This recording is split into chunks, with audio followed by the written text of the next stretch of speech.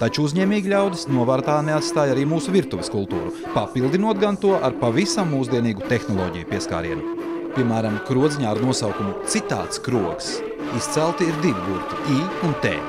Tas IT ir izcelts nosaukumā, jo tieši šeit ir tā doma, ka tātad ar šīm informācijas tehnoloģiju, tā kā informācijas tehnoloģija, tas viss ir saistīts ar to, ka šeit būs nedaudz citādāk šī te pasūtīšanas sistēma, kur vēl mēs, diemžēl, neesam šī gada laikā tā kā ieviesuši, bet tātad tuvākajā laikā mēs ieviesīsim, un tā būs tāda īpašā šī elektroniskā ēdienu vai dzērienu pasūtīšanas sistēma, kur, cik mums zināms, tāda Latvijā nekur arī šāda sistēma nav. Mums droši vien ir tā klasiskā latviešu virtuve tieši šī ēdienu karta, un es domāju, ka viņi atšķirās ar to, vismaz ar ko mums klienti ir tieši teikuši, ka šis te ēdiens ir tiešām kā mājās gatavots, viņš ir bez kaut kādām piedevām vai kā, tā kā arī cilvēks mājā gatavo, kur paņem gaļu, tā arī gatavo.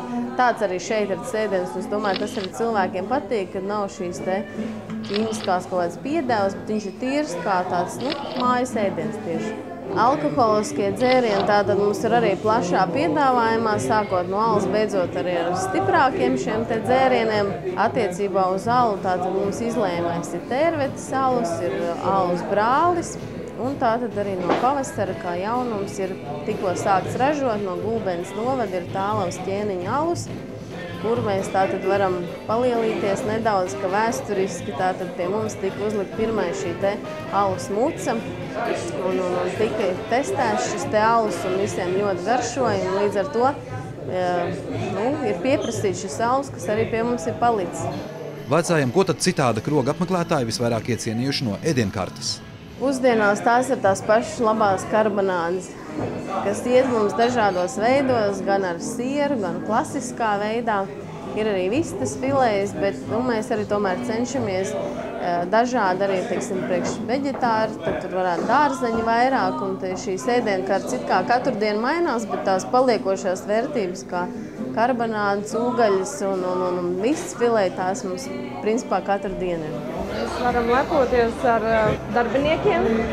Mēs varam, mums ir brīnišķīga komanda, kuru mums īstenībā ir izdevies noturēt arī visu šo gadu un pat palielināt.